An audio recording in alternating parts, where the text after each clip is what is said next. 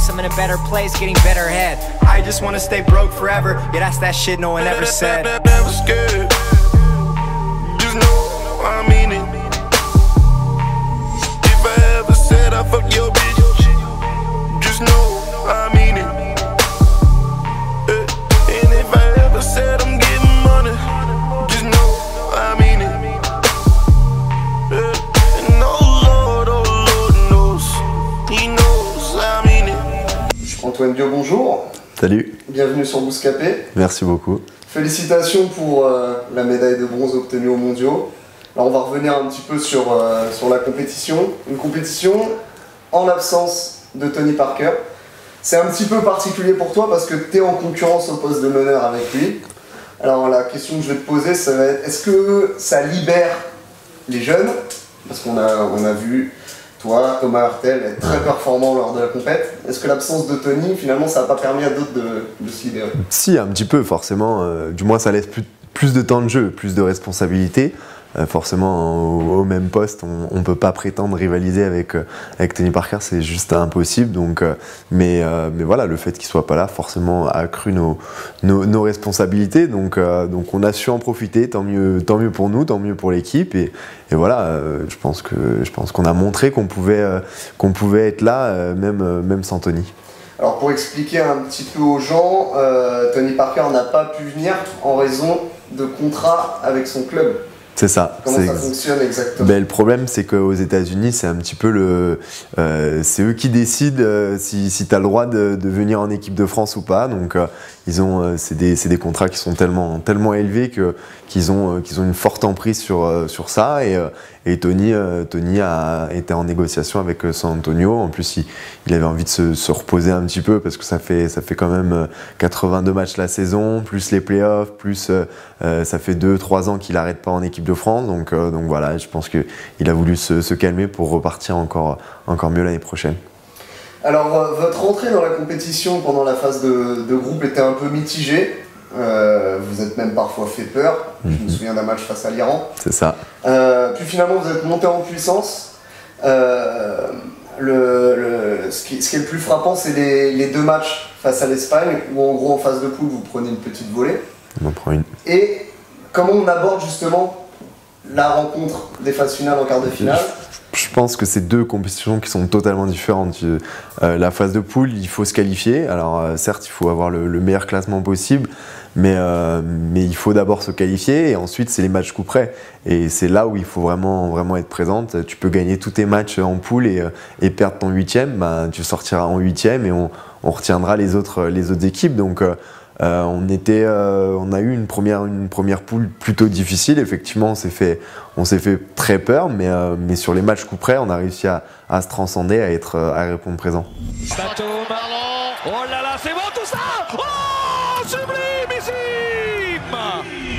C'est un problème mental, justement, d'appréhender un match comme ça. Qu'est-ce qu'a dit Vincent Collet, justement, pour préparer cette rencontre? Il y a eu aussi des réajustements tactiques avec une défense beaucoup plus agressive. Bien sûr, c'est beaucoup dans la tête, hein, c'est beaucoup dans la motivation, le fait de croire qu'on peut réellement gagner. Je pense que le match de poule, on y croyait, mais bon, on se disait si on perd, de toute façon, c'est pas très grave, on sera quand même qualifié. Alors que là, si tu perds, tu rentres à la maison et le fait de jouer pour notre survie, ça nous a motivés, ça nous a propulsés et il y a eu des ajustements tactiques. On a beaucoup regardé le match de poule pour pas recréer les mêmes erreurs, mais il y a aussi beaucoup de mental. Avant la rencontre, j'ai vu dans la presse que tu disais qu'en gros tout le monde vous voyait perdre ce match, mais tu affichais quand même une certaine confiance. On sent ces choses-là? C'est pas qu'on les sent pas forcément, mais il faut être sûr qu'on puisse les battre, sinon on n'y arrivera pas, quoi. Pour moi, c'est ça. Quand tu vas dans une compétition comme ça, tu y vas pour gagner, même si je jouais en Égypte ou je sais pas où, tu vas pour gagner, même si tu sais que ça va être très très difficile. On est tous des compétiteurs et on a tous à cœur de se montrer sous notre meilleur jour. Donc là, c'était exactement le cas. Tout le monde nous donnait perdant, mais nous, à l'intérieur du groupe, on pensait vraiment qu'on pouvait les battre et on l'a fait. Alors toi, ton rôle dans le vestiaire, tu fais un petit peu le lien entre la jeune génération et ce que je vais appeler les anciens, parce que finalement, les vieux. qu'à la trentaine, ouais, c'est des vieux. J'ai le souvenir d'une scène qui était passée dans un docu sur Canal, justement, où à l'Euro, Tony, à un moment, à la mi-temps, te recadre en me disant bon, bah, joue pour toi, te repose pas sur ma présence, ou je sais plus exactement ce qu'il disait. C'est ça. Antoine, annonce des trucs pour Nico, pour Bobo, une fois sur 5 pour moi. Oublie-moi. Faut qu'on joue plus physique que ça. La Slovénie, on a joué physique. Là, on joue pas physique, là. Ils nous dominent parce qu'ils pensent qu'on est de la merde. Et ça se voit dans leur visage. Ils nous prennent pour de la merde. Donc qu'est-ce qu'on, je m'en fous ce qui arrive en deuxième mi-temps. Même si on perd, au moins on joue avec notre fierté. Et on joue dur. Après on perd, c'est pas grave, c'est la vie. Mais moi je préfère perdre en se battant. Pas comme ça là. Là on se fait défoncer là. Toi, quel rôle tu as justement de liaison? Parce qu'on rappelle, tu as 25 ou 26 ans, 25, mais tu as déjà 50 sélections à peu près. Il y a pas mal de nouveaux joueurs qui ont intégré l'équipe pour la compétition. Donc quelle était ta place? Ça évolue chaque année. Il y a 2-3 ans, mais ma première campagne, c'était le petit jeune qui arrivait. Donc voilà, tu es là, tu découvres un petit peu. Et maintenant, je commence à connaître de plus en plus de mecs. Il y a effectivement des plus jeunes, donc j'essaie de les aider, tout comme les entre guillemets plus anciens m'ont aidé quand moi je suis arrivé. Et je pense que l'alchimie entre justement ces anciens et les nouveaux font qu'on a une très bonne équipe, et il faut se baser là-dessus, et c'est important.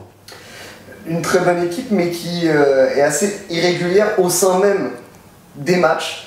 Le parfait exemple, c'est la demi-finale face aux Serbes, où en gros, vous n'existez pas pendant une mi-temps, même plus. Vous rapillez un petit peu, et puis finalement vous faites, je crois, 39 points dernier carton. Comment on explique ça, qu'il y ait plusieurs matchs dans le match? C'est particulier, hein. C'est difficilement explicable, sinon on le ferait pas. Voilà, on n'est pas rentré de la bonne manière dans ce match-là, et puis à la fin, avec l'énergie du désespoir, on s'est dit les gars, de toute façon, on n'a plus rien à perdre là, à l'heure qu'il est. C'est un petit peu ce qui s'était passé avec l'Espagne l'année dernière. On est à moins 14 à la mi-temps, on se regarde droit dans les yeux, on se dit bon les gars, on fait quoi? On lâche ou on y va quoi? Et puis voilà, la question est vite réglée. On a foncé, on a tenté des choses qu'on ne tenterait peut-être pas forcément dans d'autres matchs, mais là de toute façon tu perds, mais montrer un peu de fierté, et on a réussi à revenir. Ça n'a pas suffi malheureusement. Il y a beaucoup de regrets sur ce match-là quand même, parce que tout le monde rêvait de cette finale face aux Américains. Comment on se remobilise? C'est le lendemain, la finale pour la 3e place, et là, pour le coup, vous êtes présent. Tu sors du match, il est minuit, et 18 heures après, tu dois jouer ta place pour la 3e place. Donc c'est très difficile, ça a été un bien pour un mal, parce que toute la rage et la déception, la frustration qu'on avait sur ce match-là, on a pu justement la mettre dans le match contre la Lituanie, parce que je pense que les jambes de la plupart des joueurs étaient très très lourdes, mais avec le mental, avec le caractère, et avec encore une fois la déception, la frustration de ne pas avoir gagné cette demi-finale, on a réussi à le faire. La Lituanie, c'est une équipe que vous aimez pas mal, parce que c'est contre eux que vous gagnez l'Euro en 2013. On se rappelle notamment d'un shoot incroyable que tu avais réussi à mettre.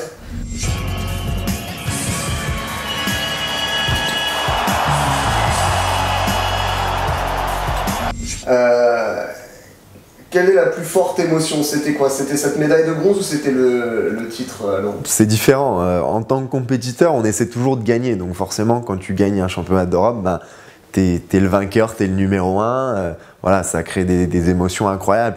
Là, même si on fait une très belle Coupe du Monde, voilà, je pense qu'il y a très peu de personnes qui pensaient qu'on en arriverait jusque-là. Finalement, on n'est pas les vainqueurs, on n'est pas les numéros 1, et on a tous envie et à cœur de l'être. Donc je pense que les émotions, le fait de gagner réellement la finale, c'est un petit peu plus extraordinaire, même s'il ne faut pas minimiser les émotions qu'on a eues sur cette campagne. Alors là, vous étiez outsider de la compétition. L'année prochaine, parce que les compétitions s'enchaînent à un rythme incroyable en basket, il y a l'Euro en France, avec le statut de favori et de tenant du titre. C'est un caractère un peu particulier quand même. Ça va être très très difficile à gérer. Le contexte, ça va rajouter beaucoup de stress, les gens vont nous attendre, ils vont nous attendre au tournant, donc à nous d'être présents.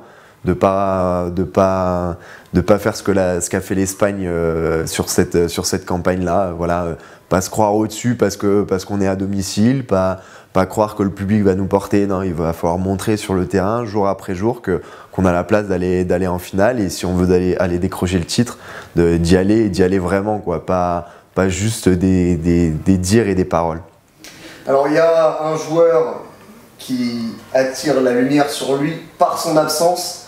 Je pense que tu n'as pas eu beaucoup l'occasion de le côtoyer, c'est Joachim Noah. Vincent Collet a dit hier sur Canal qu'il espérait qu'il serait présent pour l'Euro. Comment tu peux comprendre, toi, qu'un joueur hésite à jouer pour son pays ? Joachim a ses raisons, voilà, c'est seul lui pourra répondre. Moi je sais que j'ai vraiment à cœur de revêtir le maillot bleu. Il est venu quand même sur 2 campagnes. On voit que quand il est sous le maillot bleu, il donne tout. Voilà, c'est pas un problème de motivation. Je pense que quand il est là, il se donne à 100%. Donc voilà, on espère tous l'avoir l'année prochaine parce que c'est l'un des meilleurs défenseurs, si ce n'est le meilleur défenseur de NBA. Donc ça te place un mec quand même. Donc voilà, j'espère qu'il aura à cœur de nous aider en tout cas. Alors dans cette compétition, la bonne nouvelle, c'est qu'il n'y aura pas les États-Unis. Même privés de leur star, ils sont quand même un cran au-dessus. Comment on explique ça ? Ouais, je pense que physiquement déjà ils sont assez incroyables. Ils ont produit un jeu. Il faut rendre à César ce qui est à César. Je pense que le coach a fait un travail extraordinaire parce que, alors certes, il n'avait pas les premières armes de NBA, mais il avait une équipe quand même très solide. La plupart des mecs étaient All-Star ou ont fait un All-Star Game déjà en NBA. Donc ils avaient une équipe très solide et quand ils commencent à mettre leur shoot, on voit ce que ça donne en finale et c'est une boucherie. Alors le All-Star Game, il y en a en France. Les MVP aussi, c'est toi le MVP de la saison en Pro A. Tu vas reprendre avec Strasbourg. Quand tu vois qu'il y a énormément de jeunes, de plus en plus jeunes, qui partent en NBA, est-ce que à court terme c'est quelque chose qui te trotte dans la tête ? C'est bien sûr, ça reste un rêve. Maintenant, c'est pas un but ultime. Si je vais pas en NBA, ben j'irai pas en NBA. Maintenant, si j'ai l'opportunité, pourquoi pas. Mais j'en suis pas à un point à me dire faut que je parte à tout prix en NBA, quitte à cirer le banc et jouer 2 matchs, 2 fois 10 minutes dans toute la saison. Non, je préfère rester en Europe, jouer au basket parce que c'est ça qui me fait plaisir et c'est là où je prends du plaisir, quoi. Alors le cas un petit peu particulier que tu as avec le sélectionneur, c'est que pour expliquer aux gens qui ne suivent pas trop le basket, le sélectionneur peut également entraîner un club. C'est ça. Et il entraîne Strasbourg, où tu joues. Donc, exactement. C'est quoi la relation? Elle est un peu particulière aussi. Ouais, et puis elle a commencé avant. J'ai signé mon premier contrat professionnel au Mans et c'était déjà lui le coach à l'époque. Donc c'est lui qui m'a réellement lancé dans le grand bain et ensuite je l'ai rejoint à Strasbourg. On partage la même vision du basket, on a la même philosophie. Je sais exactement comment il veut que je joue et lui me donne des responsabilités. Donc c'est vrai qu'on a une relation qui est un petit peu particulière, mais malgré tout ça reste mon coach. Et quand je suis nul, il me dit t'es nul et il va falloir te bouger. Et il faut que je prouve chaque année que j'ai ma place en équipe de France. Et c'est pas parce que c'est lui à la tête qui me prendra à coup sûr. Alors maintenant on va se concentrer sur la Pro A parce qu'il n'y a pas de vacances entre les compétitions. L'année dernière Strasbourg finale de play-off, perdu assez sèchement face à Limoges. Quels sont les objectifs? J'imagine que c'est de faire mieux. C'est toujours se stabiliser à la tête du plus haut niveau de la Pro A. Je pense que c'est ça le plus important. L'année dernière on finit premier de la saison régulière, malheureusement on perd en finale, donc cette année ça va être la même chose, finir dans le top 4 de la saison régulière et essayer d'aller décrocher le titre cette année. Il y a la Coupe de France, il y a la Semaine des As où c'est des occasions de remporter des médailles encore, donc à nous de répondre présent. Alors on va parler de choses un peu moins sportives et peut-être un peu plus de plaisir. Ma génération avait un dessin animé fétiche concernant le foot, c'était Olive et Tom. Ouais. Pour le basket, j'ai le souvenir qu'il y avait quelque chose qui s'appelait Kangoo, où c'était des kangourous. Kangoo Junior, ouais. Là, il y a quelque chose d'un peu plus sérieux qui vient de sortir en DVD. Ça s'appelle Kuroko's Basket. Ouais. Le club de basket du collège Teiko compte plus de 100 membres et peut s'enorgueillir d'un palmarès impressionnant avec 3 victoires consécutives au tournoi national intercollège. Au cours de sa glorieuse histoire, le club a même été qualifié d'invincible lorsque son équipe comptait 5 génies comme on n'en voit d'ordinaire qu'une fois tous les 10 ans. C'était la génération miracle. Il existait toutefois une rumeur étrange à son sujet. Elle aurait compté un membre supplémentaire que personne ne connaissait et dont aucun compte-rendu de match ne faisait mention, mais dont la supériorité était telle qu'elle forçait le respect des 5 autres joueurs. C'était le 6e joueur, le joueur fantôme. Et en gros, tu es leur je sais pas comment on dit ça. Ouais, tu es leur t'es le porte-parole de. Ouais, c'est ça. C'est vraiment. Ça me tenait à cœur parce que c'est un manga sur le basket. On n'en voit pas tous les jours. Donc tout ce qui se rapporte au basket est bon et ça fait du bien d'en parler. Je pense que c'est une série qui est énorme et avec laquelle j'ai tout de suite accroché. Quand on m'a présenté le projet, ça a été tout de suite le déclic et je me suis dit ouais, il faut que je sois leur porte-parole parce que c'est assez incroyable, ça marche très très bien et j'en suis très fier. Alors c'est disponible sur la chaîne J1, c'est aussi disponible en DVD et en manga, donc c'est sur tout support. Il y en a partout. Justement, pendant les temps de pause entre les matchs, les entraînements et tout ce genre de choses, comment un basketteur de l'équipe de France s'occupe? J'imagine que ça en fait partie. Ça en fait clairement partie. Après, je suis très sportif, donc c'est vrai que je m'intéresse énormément, que ce soit au foot, au rugby, au volley, au tennis, à l'athlé, tout ce genre de trucs. Cinéma, musique un petit peu, et puis voilà, on passe le temps comme les personnes normales, quoi, tout simplement. Chacun a ses passions, chacun a ses préoccupations. Regarder des mangas en fait un petit peu partie et je m'occupe comme ça. Alors on va parler un peu de musique parce que t'es pas sans savoir que Bouscapé est spécialisé dans la musique et dans le hip-hop.